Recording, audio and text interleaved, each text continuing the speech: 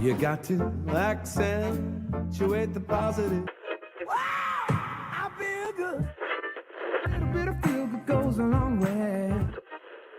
You're listening to Karen Swain, teacher of deliberate creation, accentuating the positive, showing you a way to a better life. Accentuating the positive, it's not just fad, it's sanity. Who in their right mind would accentuate anything else? If you feel like that's what you want to do. Hello, Karen Swain here, accentuating the positive. So great to be with you on another live show on the United Public Radio Network and the UFO Paranormal Radio Network. We're streaming out of 107.7 FM and 105.3 FM out of New Orleans across the United States and Canada. And also we're streaming across the internet on my YouTube channel, Karen Swain, and through the UFO Paranormal Networks and on Facebook as well. So great to be with you. Happy Easter. It's the Easter long weekend in the States, a Sunday afternoon, evening for you guys, and a Monday morning down under for us. So I hope you had a great Easter. If you celebrated or not, you just had a great weekend relaxing. We're still in summer down under and the beach is still beautiful. The water's getting a bit cold. But today we're going around the world and we're talking about activism. I've got the fabulous Michelle Dado-Millynn, who is a producer of a documentary that came out a couple of years ago, on to talk with us. So I'm going to bring Michelle up. Hey, Michelle. So great to see you. Welcome to the show. Thank you for having me. I just love this documentary. Let me tell you a little bit about Michelle and who she is and what she's on about. So Michelle Dado-Millynn is a qualified animal nurse who has paralleled her visual storytelling and design career with environmental and animal wildlife rescue and care work with advocacy and activism. And she's the producer of the documentary, The Power of Activism. I'm going to cry because I just saw it again recently and I just get so emotional on this whole thing, which shines a positive light on a group of 6 young Australian female activists who risk it all to change the future, thinking of governments and major companies. In a true David versus Goliath style, these inspirational women, who include scientists and conservationists, challenge the outdated thinking and practices that contribute to polluting our world and what has been called climate change, which is in itself a controversial issue. The ultimate focus is on education and empowerment, proving that beyond the benefits to land and health, changing ways we farm, fuel and build, the work of these women has a tangible definition, economical benefits, which is a part of the film which I'm not really into, but it was so interesting how many people are into the money side of this, which we'll talk about. Steve Pavlovsky, I don't know have I butchered his name, Michelle? Pazvolsky. There you go. Pazvolsky, yeah. He's the director. Polish. He's the director. And Michelle worked collaboratively on this, knowing they wanted to have a point of difference in this film. So during the development, they asked the question, how do we switch people on who aren't listening? Because, there's like so many documentaries out there telling you what's going wrong in our world. And as they come out and bombard us, people just go, oh, another documentary telling us what's wrong. So you sat down and thought, well, how do we switch people on? So many documentaries talk about the problems we face in the world, leaving people feeling overwhelmed and thinking that the problems are too big for one person to make a difference. Michelle wants viewers of the film to feel empowered in their individual ability to drive change and to learn from these everyday women who are doing just that. And the website is thepowerofactivism.com. Michelle. Yes. How did this all start? I've got a million questions. How did you meet the women? How did you start? What was the birth of making this documentary? Well, the birth of it, I guess, was in me, in that I wanted to do something. Like, what can I do? And it was a culmination, as you say. Really, I feel like all my life I've been in the nature loving, wanting to protect, restore, be involved, get involved. So from as early as I can remember, I've always been volunteering, and like as I got older and started working in the film and TV theatre industry, I became some of the work I actually did was working on shows that were animal or nature based and involving issues. So doors just started to open, and I got more and more aware of all the problems that are going on and what's caused them, and just wanted to do all I could, with the skills I had. And as you say, I became an animal nurse. That is out of a love of animals and just wanting to do what to gain those skills so I could take on rescue work and wildlife work, and obviously work in clinics and hospitals. And now that we're up in the country, I have my own animals. So just always trying to increase my knowledge and find ways to help. So the film came to be because I just felt that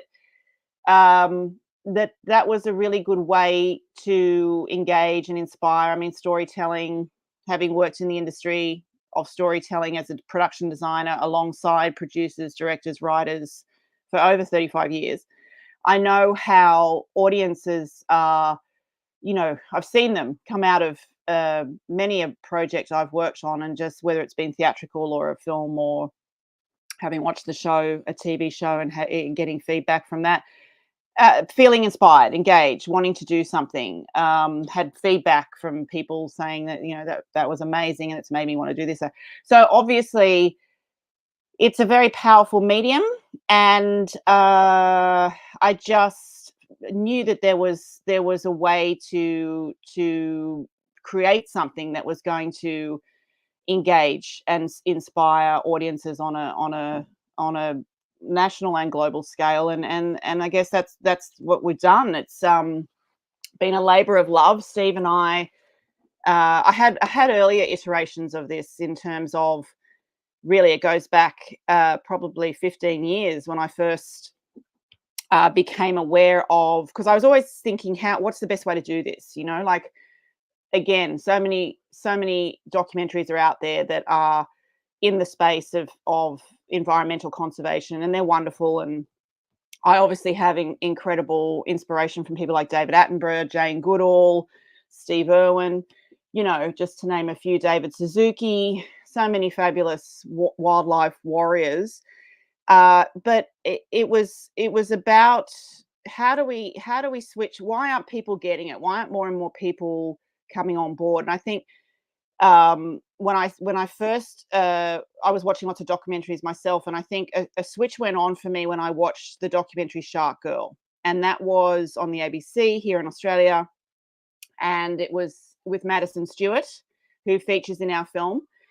And it was her. She was a young Australian, passionate about sharks and saving them. And I saw this film, and she was just so positive and so inspiring and so young and confident, and she was all about the solutions. Yeah. And I thought something went on inside me. And I went, wow, she's amazing. I need to meet her. There's something in this. It was, and that really was the beginning of it, in terms of where we got to with the film now. Yeah. So I reached out to Madison, and I met with her, and this is going back, probably 10 years, when I first had a conversation with her. And I already had I knew that I wanted to make a series, a TV series, which is what we were originally going to do, or a film, wasn't sure which. And I just knew I needed to find the right people, right? The people having seen Madison, I thought there's got to be more like her, who are out there on the front line doing amazing things, that have this incredible energy and ability to switch people on. Right? So I met with her, and she was she's quite a presence, but incredibly humble and natural. The other thing I really liked is how natural she was, and not a skerrick of makeup, and just so wholesome and healthy and driven and smart and passionate and a nature lover just like me. So I guess seeing Madison, it's it was kind of like looking at I feel like in a way I'm one of all of these young women because I feel like I've been trying to since their age, which is the 20s and early 20s when I first connected with them all. That's what I've been trying to do is kind of get involved and do what I can do. So I guess Madison started the ball rolling, and then from there I found the others, and she knew a couple of them, and I knew the issues I wanted to cover. I knew that the other message that was really important to me was to really make people aware that all these issues are causing climate change. It's a cumulative impact. So it was very important for me to have all the issues in the film and really connect them all and make people realize how interconnected everything is, and that human, economic and environmental health are one and the same thing. So I guess that's where it all began, and it's a process. Like Steve came on board in 2018.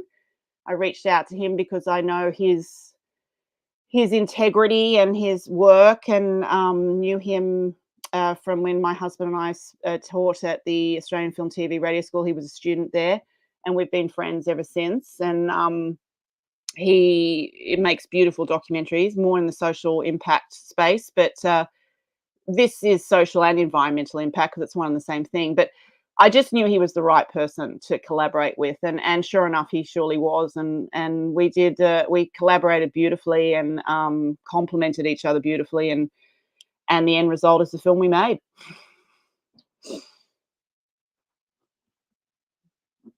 Oh, I can't hear you, Karen. Can't hear you. Gosh, I mute There you myself. are. I mute myself so I can cough and fart and do all that stuff and nobody hears it. Anyway, I've got so much to say about this because we just had the Ocean Lovers Festival last weekend here in Sydney. Michelle came down for it and played the documentary there, and so I got to watch it again. I think it was probably almost a year ago that I saw it.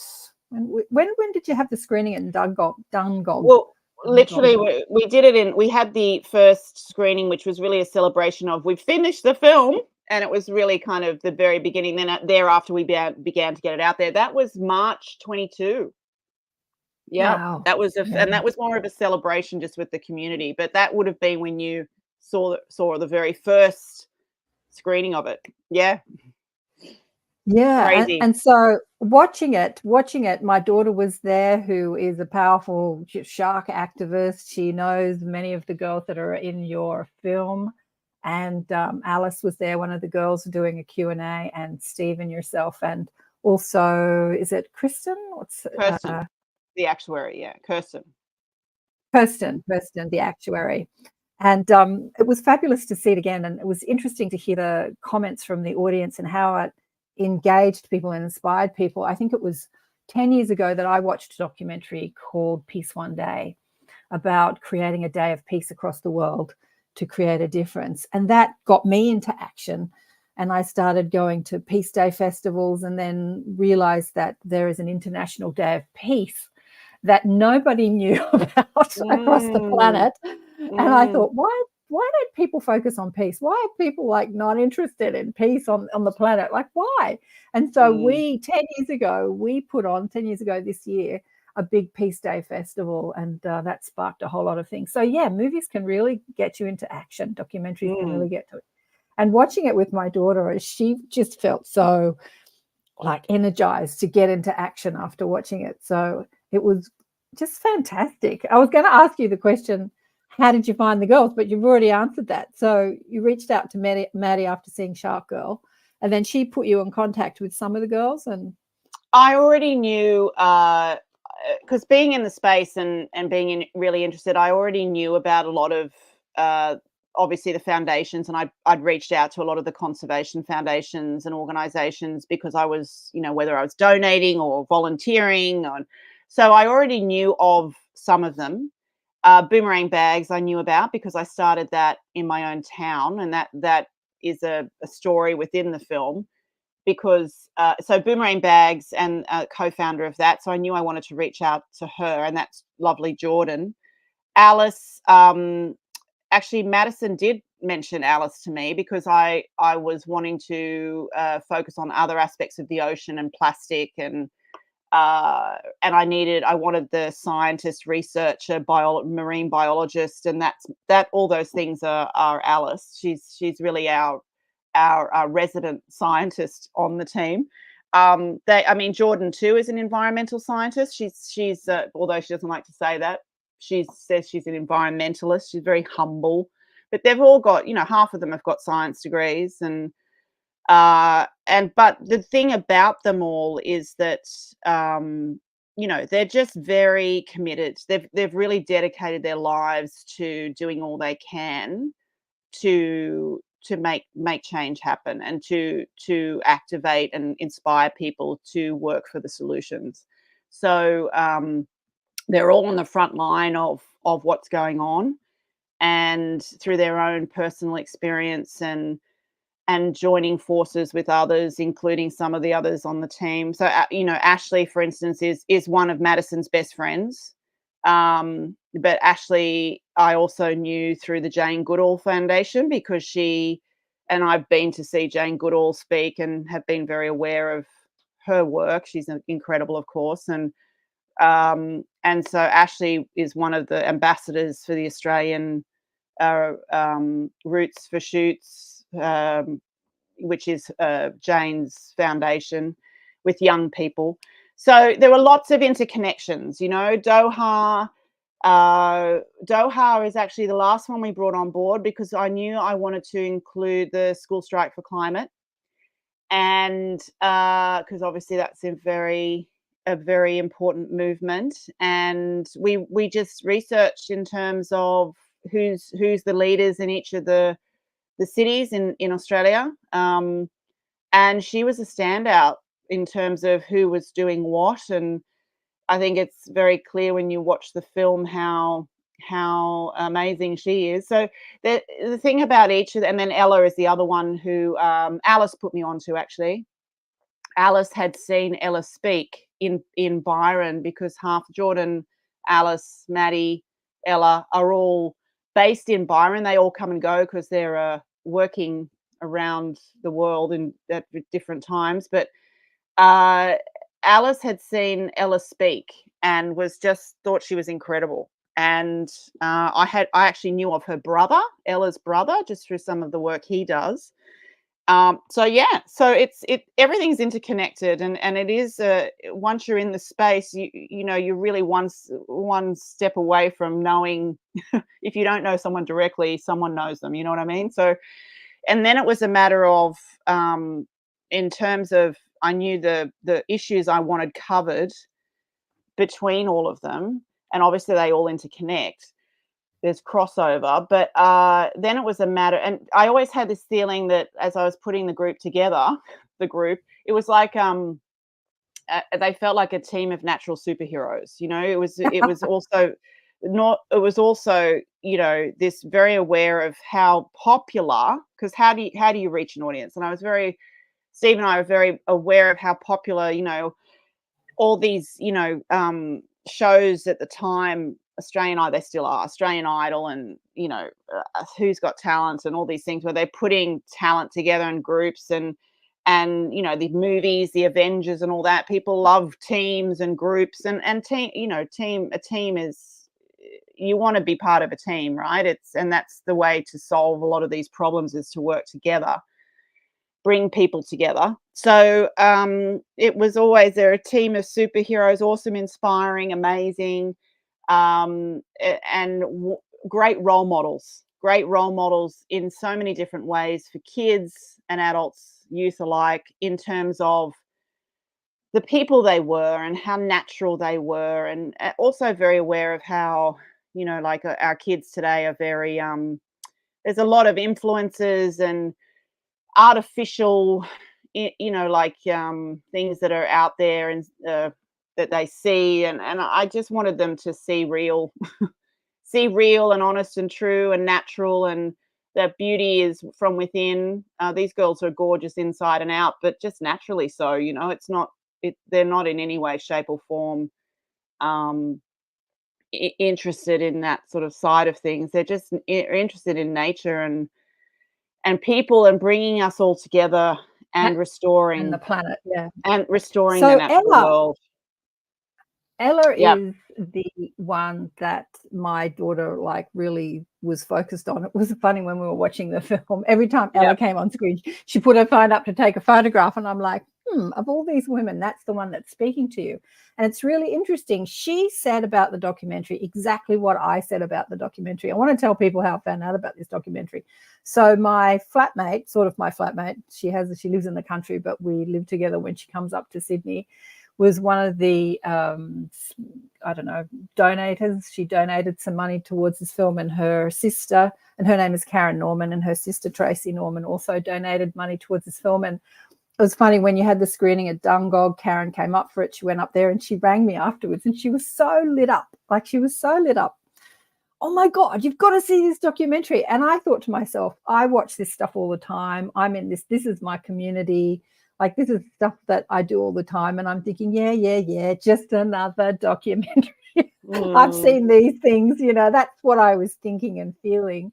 And then when I did eventually watch it, I thought, wow, this does have a powerful difference, actually. And that is that of all the things that I've watched that are about activism, never have they included the consciousness, how we think and feel, how we get things done through our deliberate creating. And Ella was the one that really spoke to that. So she's a First Nations. Is she First Nations? Like, what we call Aboriginal, or the original people?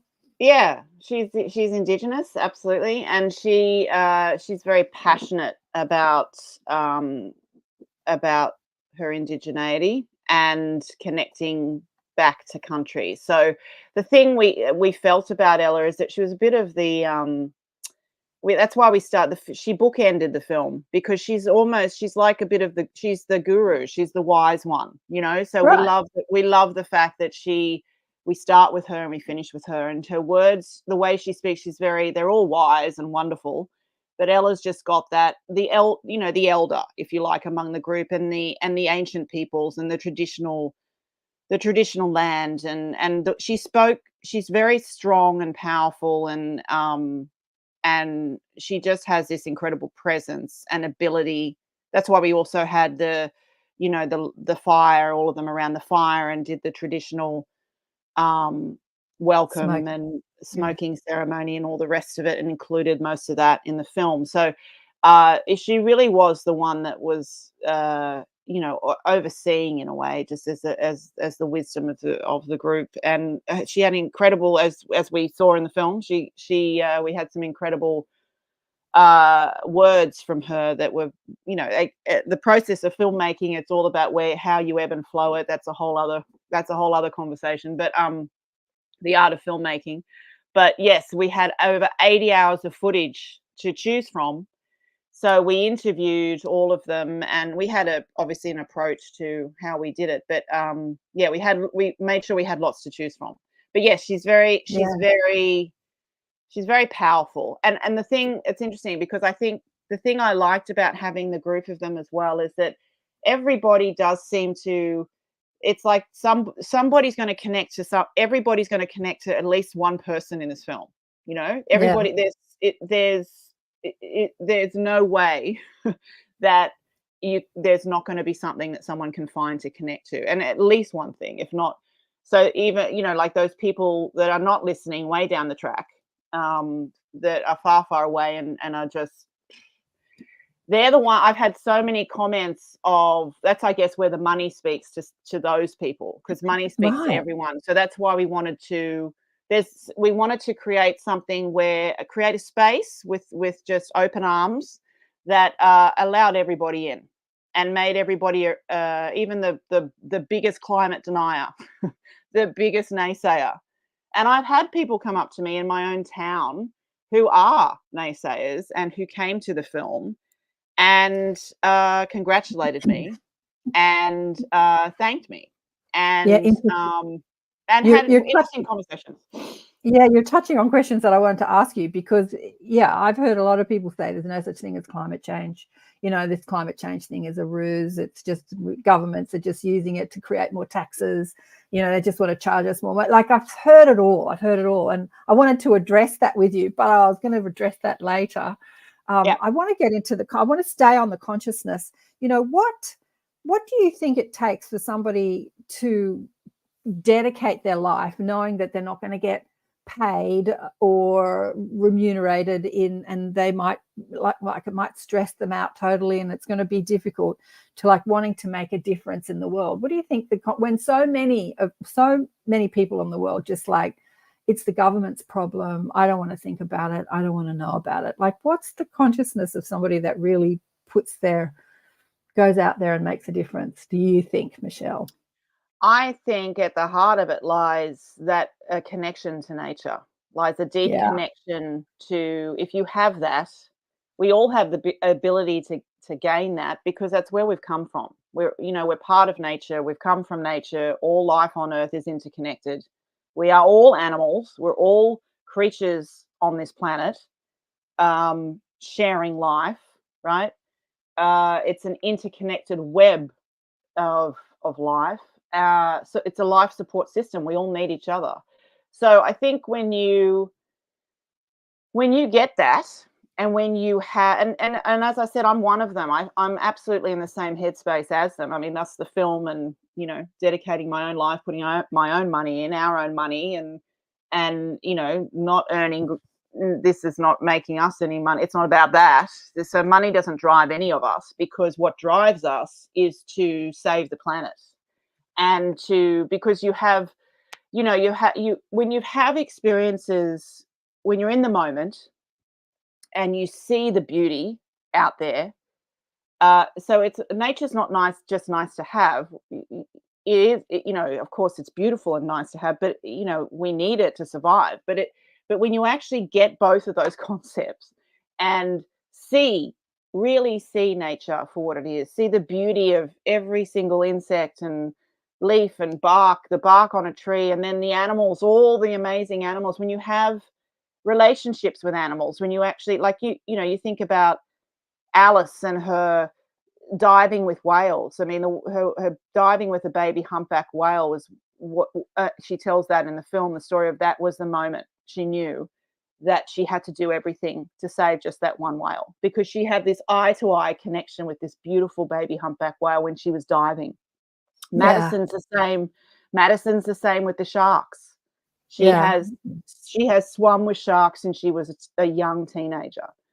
And Ashley's got it with the farm animals, and also with sharks. We've all got this deep.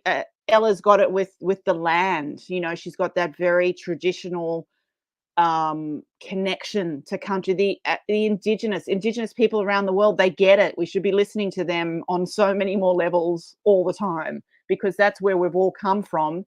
They've got it going. They know what's going on. We don't. We've lost connection. They've got connection.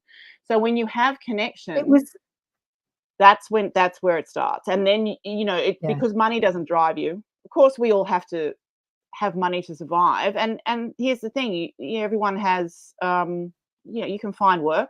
A lot of the women do have income coming through what they do. They, like, we get grants, you raise money. That's how I got the film made. Because you're driven, and here's the thing too, this is a really important message. When you get involved, you can sit there on the fence, and you can say, isn't it terrible? And I really do defy people deep down to not feel at some level a connection.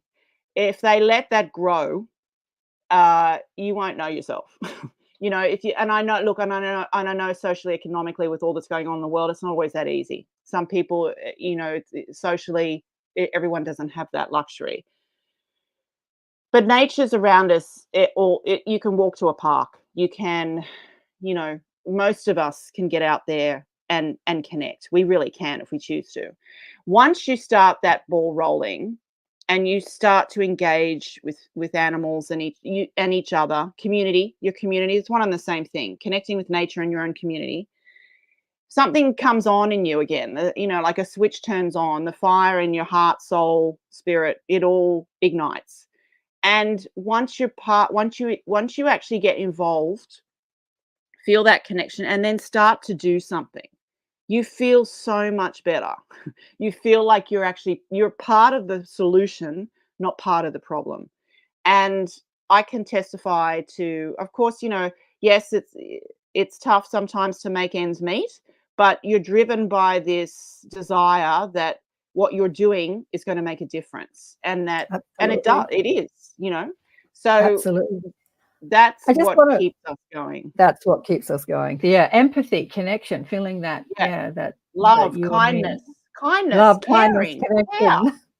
I just I want kindness. to I want to remind people that you're listening to Accentuate the Positive Media on the United Public Radio Network and the UFO Paranormal Radio Network, streaming on 107.7 FM and 105.3 FM out of New Orleans.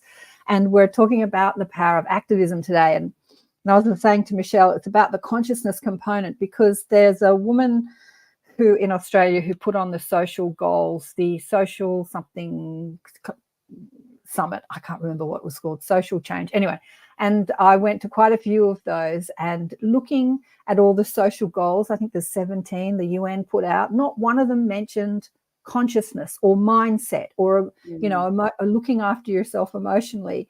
And this film really dives into it. I think we'll play the trailer in a moment. Madison talks about her PTSD because she gets so stressed from what she's doing, fighting governments, fighting collective conditioning, like she's out there in Indonesia fighting culture, and this is the way it's always been. It doesn't matter that we're killing things and polluting things. This is like we've always done this to survive. We have to do this. So we're pushing up against social norms and trying to change the social norms, and it can be very stressful. And I think the first thing that we have to do if we want to make a change is change ourselves and not be in the fight. Stand up for something you believe in rather than fighting against something that you deem as not okay. And that is the crux to all of this. And it just was amazing to me that the UN didn't even put that as one of the goals in their 17 social goals that they're going to reach by the year 30. Was this consciousness component, which is what I'm all about. This is why I started the show and continue doing the show for like 15 years, is to teach people about their power of their mind and the power that they have to change the way they think and feel, regardless of what you're doing. Yeah, what were you going to say, Diane? I was just going to say, I think too, I think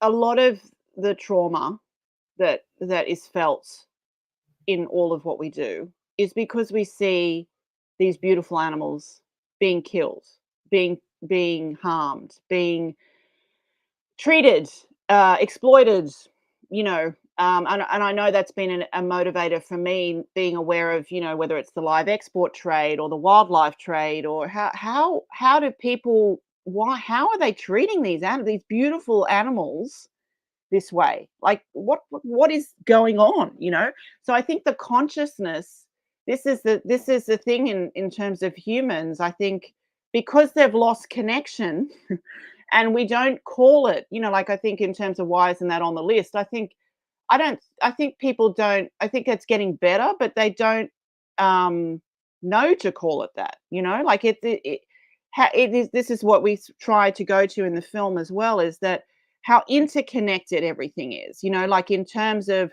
when you are switched on in yourself, right? Then you get all this. You have that beautiful connection to nature. You see, you hear, you appreciate, you love, you care. And that's for each other, for yourself, for you each other. If you've got it in yourself first, then it's for those around you. And then the ripple effects of that goes out into the whole world, right? So it's about how do we get people to be kinder and to each other, and so the world we're in today, God knows, we need more, as much of that as we possibly can, Absolutely. Should we play the trailer or should we play it later? There's so many places I want to go. I want to talk about the gung dog. Oh God, I can't get the names right today. Gung dog community and the bad community, because that's such a great thread through the movie, is like those, how community makes a difference. And Yeah. then I want to also address the naysayers. You know, there's no such thing as climate change. It's just a ruse, you know, like what? Because these are the questions I actually asked the girls. We were walking back to the car after the documentary, and I was quizzing them, forever the interviewer, asking a million questions, and to see their point of view. And should we play the trailer? Shall I play the trailer?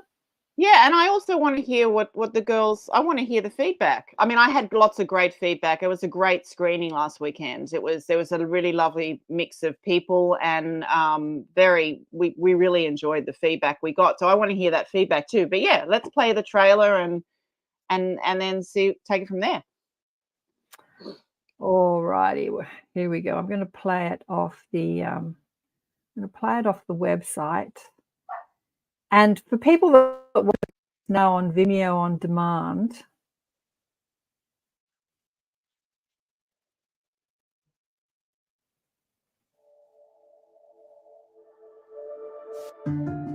we are at a point in time where the actions that we take now determine so much of what the future will look like. I had a good job. Like, yes, it paid the bills and it was quite comfortable, but that's not really enough for me. If I described my PTSD, they would think that I'd come back from some kind of war. It's not like that at all. That's just activism. When you learn about what's happening with climate change and you understand the science of what's going on with pollutants in the ocean, it definitely motivates you to fight. But it's just, how can my actions make any possible difference in these huge problems? What is amazing about each of these activists is that they really do all champion a different cause, and they're all connected under the umbrella of climate change.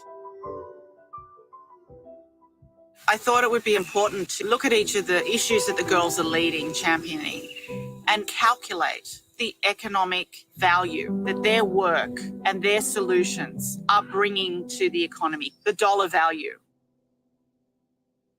So we just got busted by the police because they didn't like us having some removable chalk on the pavement. So they took our contact details, they asked for my mum's number, which gives me a bit of anxiety, but that's okay.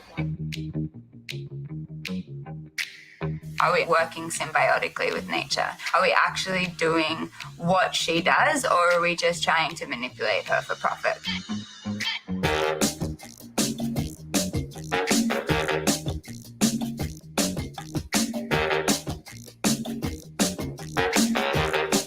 What if I just go and offer the fishermen money to do something else? I just waltz in there trying to change their occupation. Everybody was like, "Are you crazy?" I was like, "Well, yes."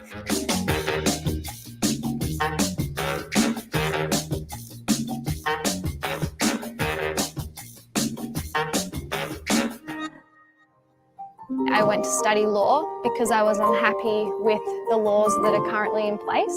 I look at, of course, the animal welfare, but also the things that the public are less likely to know.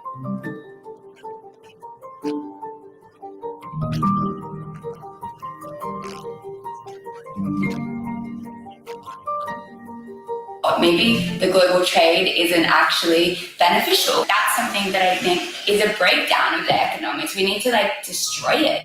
There's a lot of big decision-making and responsibility that comes with mobilising a big group of people and having them all look to you for the answers. You can't just tap out.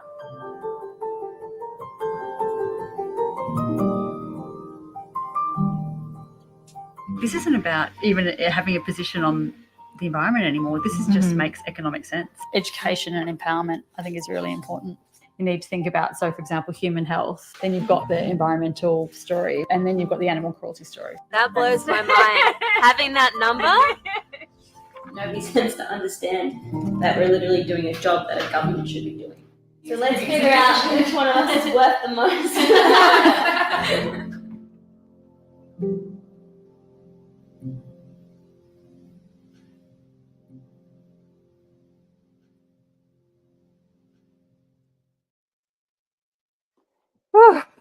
Always get so emotional watching that. Beautiful. Yeah. So, well, the feedback from the girls was, I asked them the questions, which one inspired you the most? And they all had something different to say. Annika said Ella, who was the Indigenous leader, the wise woman, because she spoke about consciousness. And she said exactly the same as me, which I thought was really interesting, is that the first time she's seen an activism documentary that included that component. And that really spoke to her. And then she's like, where is she? I want to find this woman. I want to find this woman. And it turns out that she lives up, you know, because Annika's up in Byron. She's in the Byron area. So she's like, great, I'm going to go to her women's circles. I'm going to go to her ceremonies. Yeah. So she was really excited about that. And I asked the question, what do you say about people who say there's no such thing as climate change? And to tell you the truth, I can't remember exactly what they said. But they're all converted into thinking, well, there is, you know, we're killing the planet. And my point of view is, even if what's happening, global warming, is a part of the natural cycle, because this is the argument, that it's just a natural cycle. And the scientists say this, like, we're not doing this to put planet Earth. It's just occurring because this is all a part of the natural cycle. I think to myself, it doesn't give us permission to like completely pollute the planet. Like, the plastic thing just freaks me out. When I go to the supermarket and look at rows and rows and rows and rows of things covered in plastic, times that by every supermarket across the world, and then people are shopping weekly, daily, so that's being replenished on a daily basis, and all of it's going into landfill.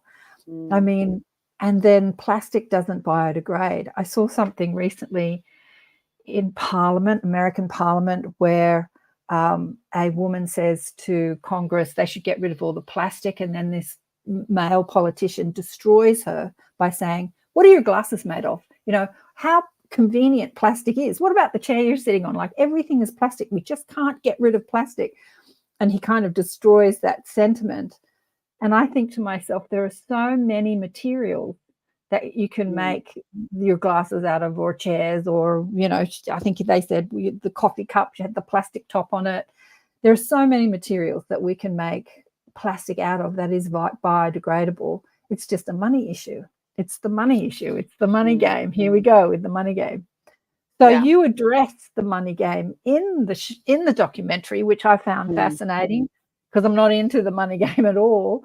And Ella, I think, or a few of the girls said they're not into it either. How do you put a dollar value on what I do? I don't even think about money, that many of them said. And I'm like, yeah, right. You just do it because you're passionate about it. You don't think about it. But then in the Q&A in Bondi last weekend, pretty much every question was about the money. Like, there was the math teacher sitting behind me that was so fascinated how the actuary calculated the cost of what these girls are doing in the world. Do you want to speak to the money component?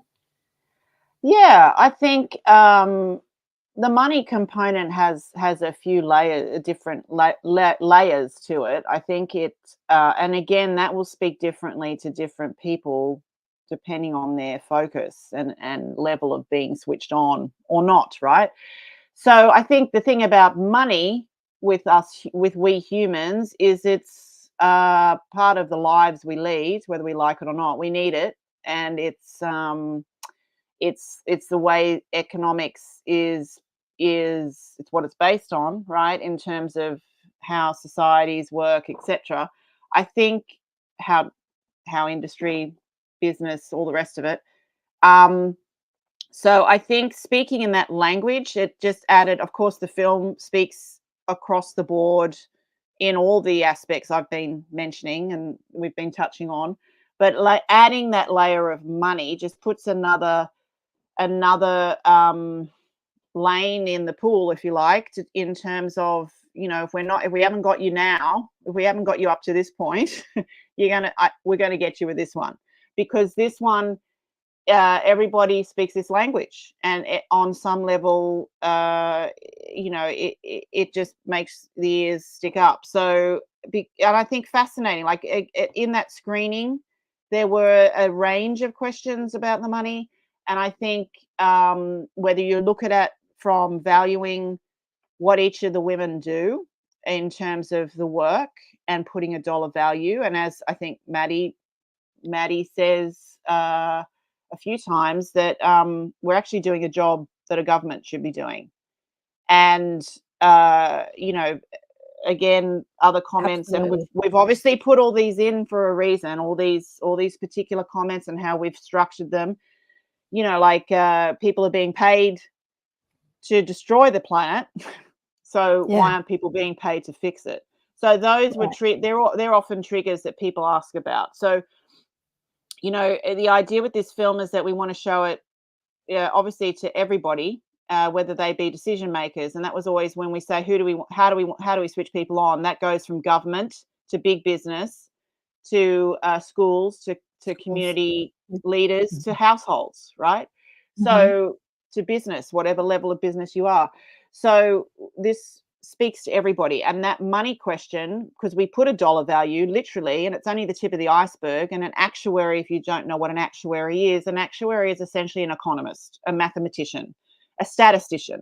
So what they do, their job is that they through data, through peer-reviewed studies, often with the case of conservation, it'll be scientific reports. So all of these, and if you're interested, these are all on the website. We have all the research that's been used in the film on the website. You can go to the papers, you can go to the studies, you can go to the reports, and you can look through them and see that it's all there, black and white.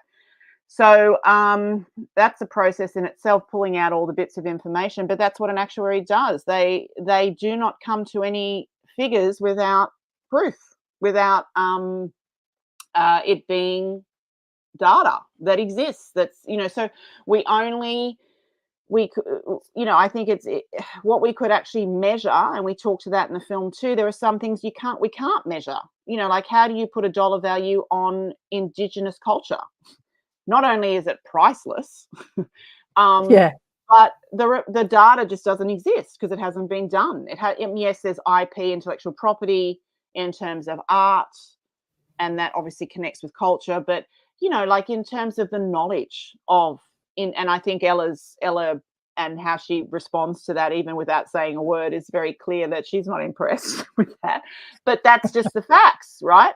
So, and that's why her comment afterwards is very much, there is no economic system that exists that can put a value on this because it's priceless. She essentially is saying that it is Indigenous knowledge is 7 generations to come, and how you treat the land and each other, and, you know, that's where the value, that's where the heart, that's where, you know. So very much for Ella, it's not the system that we're in is not. She wants to change the system. You know, the system is broken. The system is broken, and it is. I agree. It is. It's absolutely broken. It's all based on fear and competition rather than greed, collaboration. Fear, power, greed is money. Fear. Power. It's all fear. It's all fear or love. Love is connection. Fear is separation. Yeah, it's all. Well, look, and it's interesting because a lot of you know, she talks about the patriarchy, and the film is not a feminist film. We did not set out to make a film that's just about women. The fact of the matter that are leading, right, in these spaces, the fact of the matter is, again, fact, that the majority of activists that are dedicating their lives, and I'm saying over 95%, at this level are young women, right? That's is just that in Australia or is that across the planet? Well, if you, certainly in Australia, and if you talk to each of the activists in our film, they would say to you around the world, 100%. Because you toured the film across the planet, and so you went to Europe. Where else did you go? You went to the States. We've been in festivals. We've been in festivals on the festival circuit. We still are, actually. In the States, in Germany, we were on the International Ocean Film Tour last year. Look, I do think that through Germany, parts, you know, a good part of Europe, Switzerland, Holland, Spain, Austria. So we've been in different festivals in parts of the Middle East. We really have gone to a good chunk of the world. There's still a lot more out there. But I would say, I think, look, there's a comment to that in that I think there is, and this is an Indigenous commentary as well. I think there, in terms of having an awakening and of consciousness, I think that it is a time of all of us finding the feminine in us more so, and the feminine, whether that's the right. This is the label that's been given in terms of empathy. Not that men are not empathetic and caring and can have all those things. You know, we call male, female, we say men strong, male components are strong, and they're all Yeah, I know. We say interconnected. You know what I'm males saying? males are act and they think, and women feel and nurture. Yeah, I think that but both we're of all all of those, all of exactly. those things live in all of us. Live in all It's of just us, a matter exactly. of the care, the empathy, the care, the kind. There's an awakening that is needed and happening. And I think in terms of this film, it was never just let's just find the women. It was just let's find the activists. Let's find the leaders. And you know what? I think how fantastic that there's these 6 awesome young women who are leaders for boys, girls, men, women, and everyone in between, right? So it's not about being male or female. It's about being a great leader. And there are a lot of men in this film who are working with the women. And you look at my co-collaborator as a man. Most of the crew are men. Our crew were men. So the film is very balanced in terms of the film energy, in terms of behind the scenes and in front of the camera. It was very balanced. The first couple of actuaries that we had engaged were men. But unfortunately I think Kirsten was perfect, but Kirsten was actually a last minute. She stepped in at the last minute, but she ended up being perfect because we had 2 men before that were for various reasons had to pull out, and they recommended Kirsten, and Kirsten, there she is. So it's kind of, I really believe, and it all happens for a reason, and it all came together. The synergy of it all came together, and I think,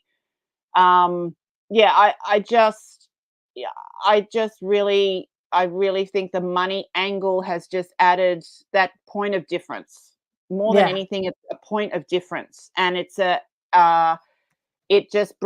really emphasizes and shows how interconnected the environment, the health of the environment, the economy, and us is one and the same thing, and how the system, where it shows up how the system is broken and how we need to fix it. And we put forward not only the solutions, but we show what's going on, and that's all human impact. So I think it's undeniable to look at the film and not see that what we've done, and how the consequences of what our choices and our the practices we've put in place across the board, the impact they're having. So again, the data, so the figures we come to at the end are really just the tip of the iceberg. There's so much more that it cannot, like Kirsten can't officially and won't put officially down any figures that cannot be, fully proven and backed and all the rest of it, because that's her job. So you can't argue with that because she's an economist, right? I think that you said, black and white. Exactly, black and white, absolutely. I think that you said during the Q&A that putting a money value on what these girls are doing had little impact for some and huge impact for others. Like, I think it was Madison, the shark girl, who, having that money put behind her. Like, it's not that she had money put behind her, but the value on paper, she could show that to people and see this is making a difference. So actually her story was the story that spoke to me the most the first time I saw it. It's like seeing the film for the second time, I saw a whole more components in it that I didn't see the first time, which was really interesting, I felt. But her story, so she goes to Indonesia and she pays the shark fishermen who have been catching sharks for shark fin soup, which is, I think, a delicacy in Japan. So they discard most of the shark and just cut off the fin, and then the shark numbers are depleting, and they talk about the impact that has on the whole ecosystem. When you kill the sharks, then these people they show the whole science of it. And so she goes and she pays them. Initially, she doesn't know what to do, to not fish the sharks. Like, I'll give you the money if you don't go out and kill the sharks. And then she comes up with the idea that it would be better to take tourists out to look at the sharks or to look at the reef on their boats, and rather than to take the boats out to fish the sharks. And they start doing that, and they found that they made more money and worked less, because when they're fishing shark, They're away from their families for weeks at a time. But as a tourist boat operator, they could do it in their own time. They were making more money. They could spend more time with their family. There was just such a huge solution to this problem, because she was getting around this is the way it's always been done. This is like tradition sort of mindset. And then, of course, the cartel who were controlling the shark fin soup trade were not happy, and they were threatening her, what she was doing. So it's a huge story that really spoke to me. And but in the second time I watched it, the story that spoke to me was the community of the bags, the billabong bags. Oh, I wanted to say to you too, boomerang bags, that Steve also is the director of a documentary my daughter is in called Extreme Minds, which is coming out soon. Have you seen? So because Annika goes, I know that guy. He was behind, or a producer. He's producing that, Extreme Minds, which is coming out soon. I'll let you all know about. So that is fascinating too. Do you want to go into the story of the billabong? What is it? Billabong bag? Boomerang. Just to make a point with Maddie's thing with the sharks. The thing that Maddie, this is another kind of light bulb moment in terms of Maddie's approach for us, because as we were looking for how do we switch people on, Maddie, this project Hugh, the shark fin issue, it's massive in China and it throughout Asia, but they cut off these fins. This is the insanity of it. And there is a tradition that they put the fin in a soup, and it's meant to bring you all sorts of benefits, right? It's tasteless. It's just a fin sitting in a bowl of soup, and that it's insane, right? But it's their tradition and culture. And as we say in the film, again, the stats, we put lots of stats and facts up so that you can just feel the impact. We kill over 100 million sharks a year, and on average worldwide, through shark fin, through culling, through the massive nets, through that trawl the ocean, that pick up all sorts of species as well as the fish and discard them. But we have a lot of things to be very, our behaviors, human impact has a lot to answer for. So her thing, having watched this since she was 14 years old, because she also talks about having gone swimming with sharks off the Great Barrier Reef with her dad, who was also a shark lover, and how she went back to the same place, and each year when she'd go back to swim, there were less sharks, right? So the Indonesian area is one of the biggest fishing areas in terms of sharks, and it feeds the Chinese trade largely. And so her thing was, I've got to work with the way you're going to make change happen. You can harbor, this is really important. You can either be angry about it, or you can get active about it, and you can choose to be positive in that action or not. You can, because unfortunately, a lot of activism is not necessarily positive, and that switches people off. This was another thing we knew in the film, that I'm a supporter of wanting to save the planet, save animals, but there are ways to be active, and ways that switch people off and ways that switch people on. So we wanted to switch people on. So Maddie had very much come to this. She's got to work. If you're going to make change, if you're going to make a difference in the illegal wildlife trade, you've got to go to the front line, right? In her case with the sharks. So she went to the fishermen, right? And these fishermen, which is often the case in any of the poachers, or they just need to feed their families, because it's the big cartels and the big honchos that are at the top that are paying these people who just need, money to feed their families. They are using them, and so they're not aware how bad the trade is. They're not aware that killing sharks, they're not necessarily as educated as a lot of us are, and have the privilege that a lot of us have. So for her to go to the front line of where the trade is happening, where these sharks are just being brought in, heartbreaking, traumatic, right? To watch these animals she loves just be culled and killed and fins cut off, and then they throw the animals back in the ocean still alive, right? So how is she going to make change happen? She's going to go there. And this is an approach that's happening more so around the world with different wildlife trade, illegal trading, is that the solution is to go and work with these people and find them another way, educate them, like what Madison does in terms of this village where she started Project Hue and is still going, building ever. She's just, she's more or less living in Indonesia now. She has listened to them. She has seen, what their needs are. They didn't have any fresh water. They didn't have any education for the kids. They didn't have, enough food. So these fishermen are being paid by the cartels to go out and do this because they don't have any other option. They've got no other form of income. So when you go to the front line and see that these people are also being exploited, the animals are being exploited, but these people are being exploited by the money, power, cartel, big trade up the top, right? So she has now turned it around and she's befriended them and worked with them and helped them. And they, and we say this in the film too, they now protect her. They are like, she's one of them.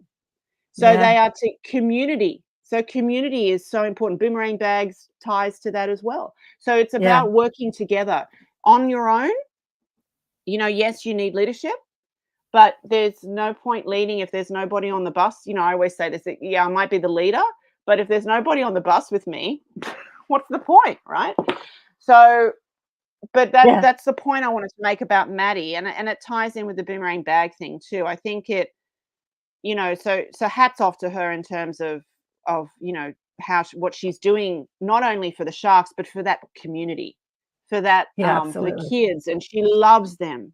They love her, and they have learnt to love sharks and understand sharks, and they don't want to hurt the sharks. They want to protect the sharks. So she's bringing them with her. She's turning it around with a solution, positive. No judgment. She's not in you can't bring judgment to this because, of course, when you're at the big bad, when you've got the head honchos, the bad guys, these guys aren't the bad guys. They're just being used.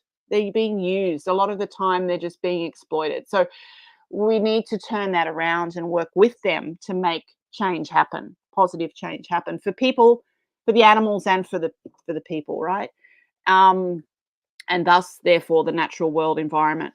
So all connected. So with boomerang bags, I think it's the same principle. And Jordan started boomerang bags obviously as she had a passion, and I have as well, about plastic. You touched on it too, just the craziness of how much plastic is out there and how bad it is. It's made of fossil fuels and chemicals. It's a combination of all the worst things. It doesn't break down. It breaks up into smaller and smaller pieces, even microscopic pieces over tens of years that still end up in the ocean. It doesn't just sit in landfill. This is the issue. And even if it did, when it's exposed to the elements, the sun, it melts it back. It leaches the toxins and the chemicals back into the soil. And as we know with landfill, you just need wind and rain and flood. That's happening all over the world. And this stuff gets moved around, right? And people also litter. So it's just, this stuff ends up out in the waterways. It's leaching into into the soil, the waterways, and out to the ocean. And not only is it a problem in terms of what it's leaching, but then the animals, and we're talking the big animals, like whether it's whales that are swallowing the massive stuff. They've opened up whales on beaches and found massive plastic amounts, whether it's nets, whether it's things that have been discarded from boats. I think one of the most disturbing things it said is that if you eat fish, there was the percentage, you have X percentage of plastic inside your body. It's like from eating fish. Whoa. That's right. Well, there's more. They're talking about there's going to be more plastic in the ocean than fish by 2040. So there's so much of it in the ocean. And so basically, sorry, Michelle. I just want to remind people that you're listening to the United Public Radio Network. We have to do the call quite a few times to remind people what we're listening to. And the UFO Paranormal Radio Network on 107.7 and 105 FM. It's streaming out of New Orleans on syndicated public radio. And we're talking to Michelle Dado-Millynn about her documentary, The Power of Activism. So the boomerang bags is about getting community together to use scraps of, you go into it, scraps of material to make bags that you can take shopping instead of using plastic bags. Well, it's basically about upcycling fabric. So everybody, we've had so much fabric donated that people have just had lying around at home. And it's about turning, whether it's old clothes or sheets. There's a lot of fabric out there. It's one of the biggest polluters in terms of textile waste under the umbrella of climate change, right? Not only, this touches on two issues, the textile waste, but also the plastic pollution problem. And so what it does is it like I would say over 80% in our community of the fabric we've used has just been donated fabric that people have had lying around, and it's been amazing, beautiful stuff, and then we turn clothes and all the rest of it, and it's the bags, the shopping bags, the produce bags, cutlery tote bags. There's in terms of our town, so we were the 20th community to get underway. So this is an initiative that any community, any town, any suburb across the world can jump online, boomerangbags.org, and join. And you can decide to start getting on board for the solutions. So for plastic pollution, right? So we make the alternatives, choose reusables. And obviously the plastic is around the world, I guess it's at various different levels. It's still a massive problem. Single-use plastics are just awful. And in my town, I think, and this is the way the film really started getting traction, is because I started it in my own town, and knowing that the film was already in an early stage at that stage, and I knew about boomerang bags, and I thought it would be great to start it in my own community and really see how I could switch people on. It was a case study for the film in a way, as well as wanting to do it for my town. How can I switch people on in my town to get involved? Right? So, because I want to do this in the film, so how can I do it in my town? So it was a bit of an experiment, and it was about that positive engagement. So not only was the two things, you had to get a team of people together to actually make the bags. So people that were passionate. So it was somebody I'd only moved from Sydney. We'd moved up only a few years before. So I knew some people, but it certainly opened up my avenues into the community for sure. So it didn't take long to get 10, 12 people together that were really passionate about doing something, that hated the plastic problem. In my own local supermarket, and this connects to the stats you were giving, Karen, it was 3,000 plastic bags going out every single day at the door. And I got the stats. So I asked the IGA, it was one of the first conversations I had. I went to council. Once the team of us got together that we're going to do this, we put the call out for donated fabric. That came in really quickly. We all had fabric ourselves, or things that we could turn. We all had sewing machines. Half of us were sewers, but you don't have to be necessarily a sewer because it's cutting and it's printing and it's, so you just reach out and assembling. And it brings a team of people together. And so then I cannot tell you how many times I've had people say to me, whether they were part of the team making the bags or just part of our community, how great it was, and how it was such a little fire that got lit under the town. The town was, if you look at our town now, it's just come alive, and I think community groups make such a difference, and it brings you're working for a purpose, for a solution. Absolutely. I very much worked with council, so this is really important, and we talk about this in the film, how important it is to reach out through the whole community. So it's the council, the government, the local government, the schools, community groups. There are some other fabulous community groups. and the business. And Keely was the little supermarket, but going around to what we call here in Australia the Chamber of Commerce, so all the business community, reaching out through all of that and saying, this is what we're going to doing. Are you in? Are you on? And you're rah. And that's where it began. And that was 2016. We were the 20th community, and now there are 1,100 communities around the world doing what we do. I know. Yeah. That's what's, I think, is that how you met Tracy? Yes. Well, Tracy I knew from the community because she was always very active, obviously, and through her business involvement, but also she was mayor for a little while. And I basically, we won a number of awards. So Boomerang Bags in the first couple of years, because we had our local Dungog District Chamber of Commerce Awards, and we won the Environmental and Sustainability Award. We were nominated for that. I won, when Tracy was mayor, I won Environmental Citizen of the Year. I started for our shire.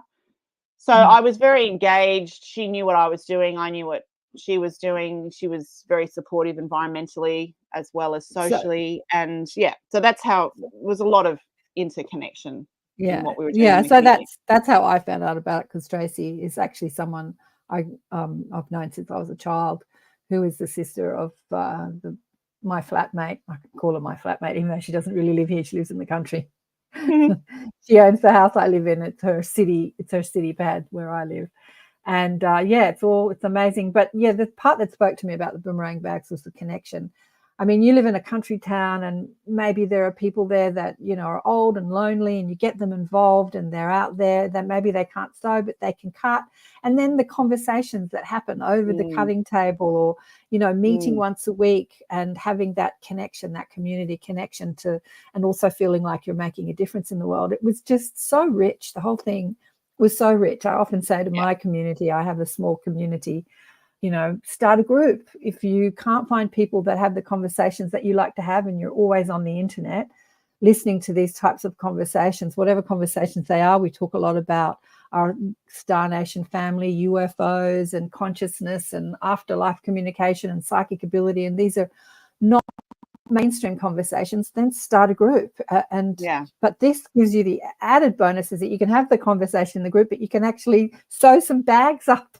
In the community. That's right. And the thing is too, it's the sewing bee that we have every couple of weeks, but it's also the doors open, so the community come in and out. And over the years, like, we've been going in our town now for 8 years, so everybody knows us, and really everybody knew us we got nominated for a regional award, so everybody was very proud of us. And we did it at, like, I'd go into the schools and do talks, and because I had a connection with the council, it was very important that, you know, what we were doing was working with council. So council, you know, we also, started other initiatives, and single-use plastic-free Dungog. And so this was all in partnership with council, with the IGA, the supermarket, stopping using single-use plastic bags, supporting what we were doing, having our bags in there, messaging. There's a lot of, you know, you just keep it going. The messaging and the impact is continuous, so that you have a real presence. And so you'd be invited to things like the Dungog show. We'd have a stall. We'd always have a stall at Christmas, and people would buy our bags, and we'd be friendly. Everybody knew at least one of us closely. So we had, you know, it was, everybody knows everybody now, but initially it was just that people loved that we were just so positive and doing something. And I have to tell you, fast forward, you know, businesses have come back into town, and we've now got a co-op, and other community groups have formed. And, you know, we've had special events where we've highlighted all the other great work going on in farming circles, and sustainable timbers, and regeneration, and there's a science hub, and reinvigorated a small country town. And that really spoke to me too. It's like, whoa, I mean, there are just so many solutions out there, Michelle, to the problem of our world. And it does contain passion, consciousness, and community, you know, connectedness, and all those things that we like to talk about in the conscious community or the spiritual community. We're all talking about oneness and connection. And even the ET communities, because they all know this is their default setting. They feel connected to everyone and everything, higher consciousness beings. It's only us humans that feel so separated from the problems in our world from each other. And therefore we want to like judge people and say they're wrong and feel really good about being right, about making somebody wrong. It's like crazy what we do as humans. But the community component was a really amazing component, I thought. Was what I got out of it watching the second time, was that story about the community and how it invigorated a small country town. How big is Dungog? How many people? The town itself is 2,500, but the Shire, so the region around it, it's like 8,000. So but then that's the Shire, and then that connects out to the region, and so there's it, and don't forget with our town too, it's a tourist town, so people come through because we're right near a national park and beautiful nature. So it's our community. We really have the other thing that I want to say is that we also in 2019 won we were runner up as Keep Australia Beautiful New South Wales Awards, where we were one of the 5 finalists of the most sustainable tidy town in Australia. So we were runner up to the New South Wales area of being the most sustainable, environmentally friendly. So again, all of these things are platforms. So it's not about the awards per se. It's just about getting the word out there and getting a platform to show and tell our story and invite people to join. And that, that whole thing of, I cannot tell you again how many people have said to me how much better they feel because they're doing something and they're involved. And we are humans we're a social animal. We're meant to work together. We're not meant to work alone. We are meant to be a community, right? And when we're a community, we're in action, we're positive, we're connected, all these things. We're awake, we're spiritually engaged, in the moment. We're so caught up in past, future. We've got to be in the now and see what's going on and get involved. You feel so much better when you're involved. And there are so many people out there doing amazing things that it inspires me every single day. And, these 6 women in our film are just 6 amazing ones, as are the people with them in the film. They're all amazing. And there's so many more like them. So this is the question. It's like I always ask is, watch the film. So go to our website and you can stream the film, buy the film, watch the film, and see for yourself, where you feel at the end of it. But get involved and just engage and be positive, be kind, be in the moment, and just see how precious this world we live in is, how beautiful all our fellow animal species. We're all animals. We're all connected. And they're amazing. They're beautiful. And we need them. They don't need us. I hate to tell you. We need them in terms of keeping biodiversity and keeping the health of nature. If we don't have a healthy nature, we are not a healthy human in mind, body, and spirit. This is the thing. We need nature. Nature doesn't need us. They can do without us. We're probably at the moment they're probably better off without us, to be honest. But we've caused the problems. We can fix it.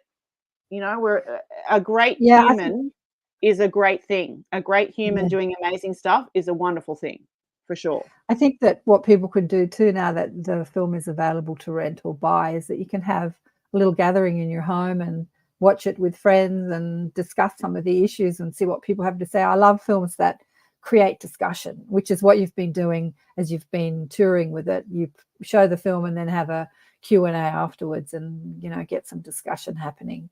And I think that's something that people can do to create community. What do you think about this? So that question of what do you say to people, like you said, people came up to you that were definitely naysayers saying, oh, there's no such thing as climate change, it's all a ruse. What do you say to those people that say that maybe what we're going through globally is all a part of the natural cycle of the planet. Well, I say to them to watch my film. Have a watch of the film and have a go to the research tab and have a look at some of those peer-reviewed studies. I've learned it's no point. I have gotten into some very heated arguments in the past, and there's no point in that. You know, No. I do say to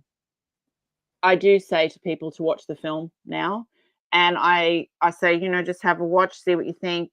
Go to the website, read the reviews, see what other people are saying, look at the research, and then come and have a chat. And I have had people after that, after they've seen the film, come back to me and go, I just want to congratulate you.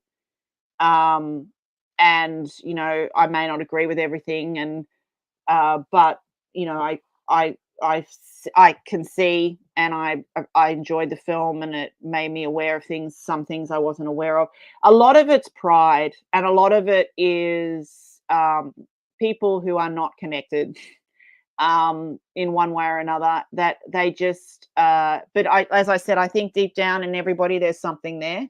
So I think if our film can, and just even starting up boomerang bags in my community, I had a lot of, there's a group of people, and look, they're everywhere across the world, who are just negative, you know, so they just think you're a do-gooder, and what do you know, and you know, plastics not a same thing you were mentioning about here's the thing, plastic, you're not going to get rid of plastic, right?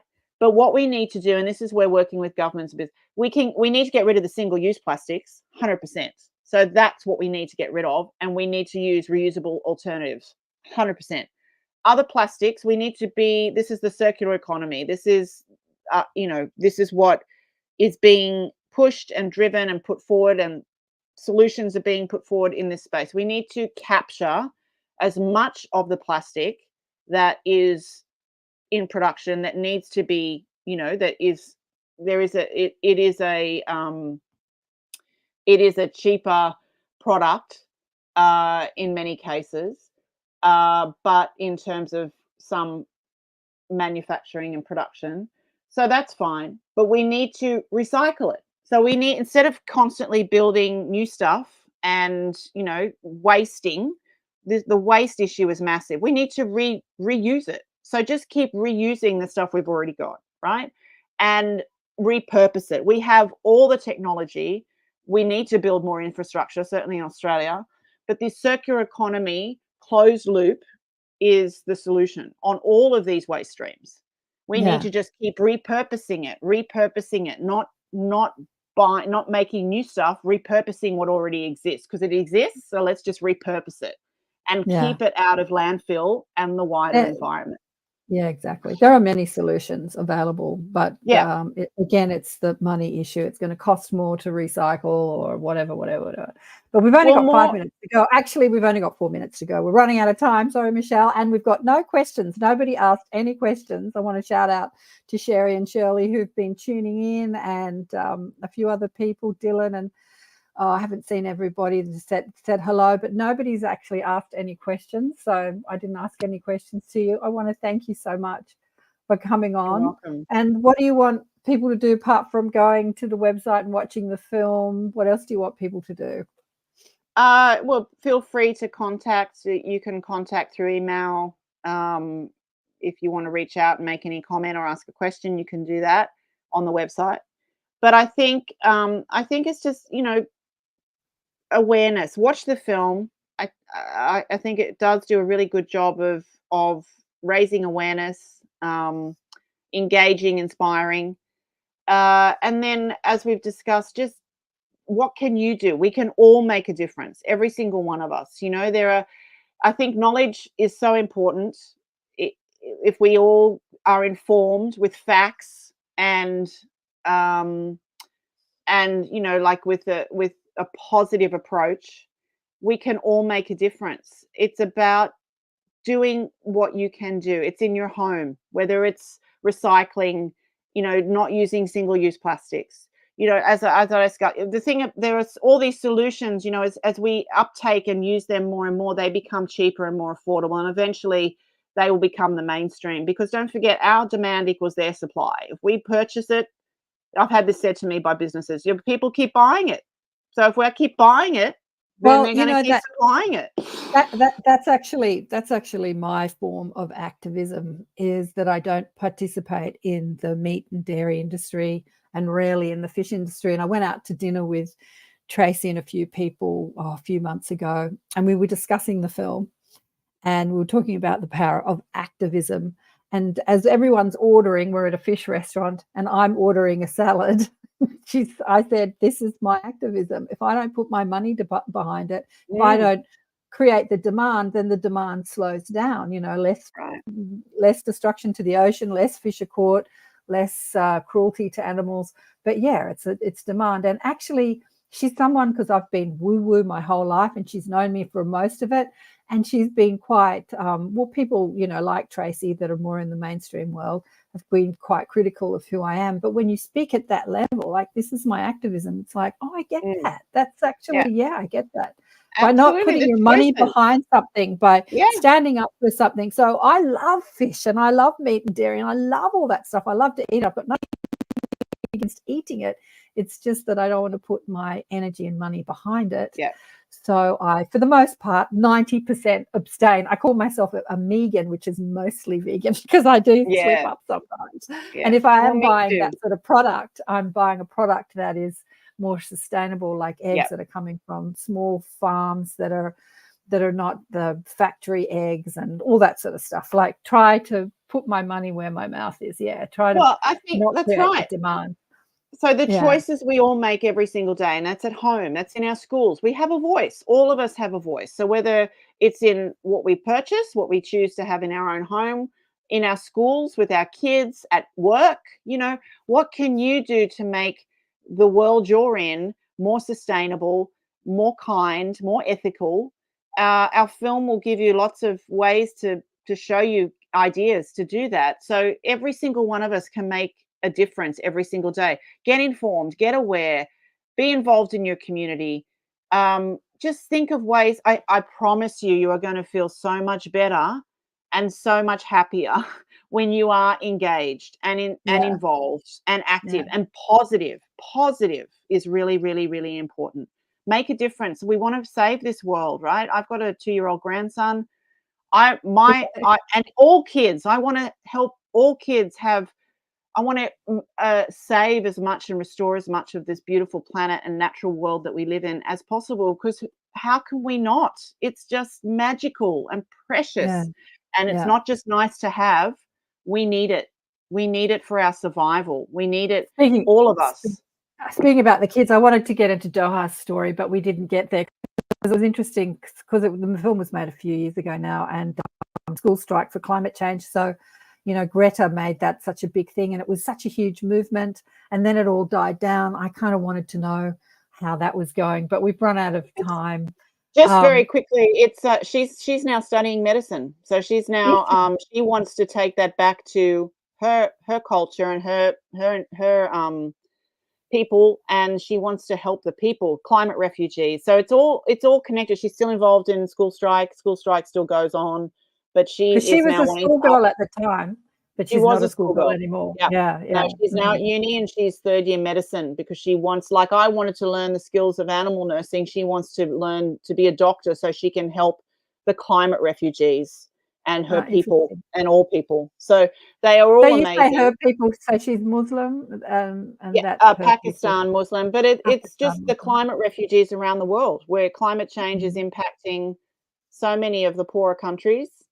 And she's Pakistani, but and Muslim, but she also is very impassioned by the people that are the victims, who have done nothing to cause this, the ones that are going to lose their land and homes and villages as the levels of water rise, right? So she's educating herself further so she can help on that level. So there are so many. Get informed, get engaged, get educated. Get active, do it all. make a difference. Believe that the ripple effects, I see it, honestly, ripple effects, from what we all do, how that plays out in your own community and beyond. Never doubt the positivity, the what can come from the ripple effects of what you do. Every single one We've of us run can out make of a time. difference. We're out of time. You've been listening to Accentuate the Positive on 107.7 and 105.3 FM, streaming out of New Orleans. Thank you so much for listening. I look forward to hearing what people think and say about the movie. If you watch it, let me know. I want to hear what you're thinking about the movie. Thanks again, Michelle. Thanks so much for coming on. See ya. Ciao. Thanks again for listening and watching. I look forward to chatting to you next time. Who have I got coming up? I haven't even tuned into that. Bye for now.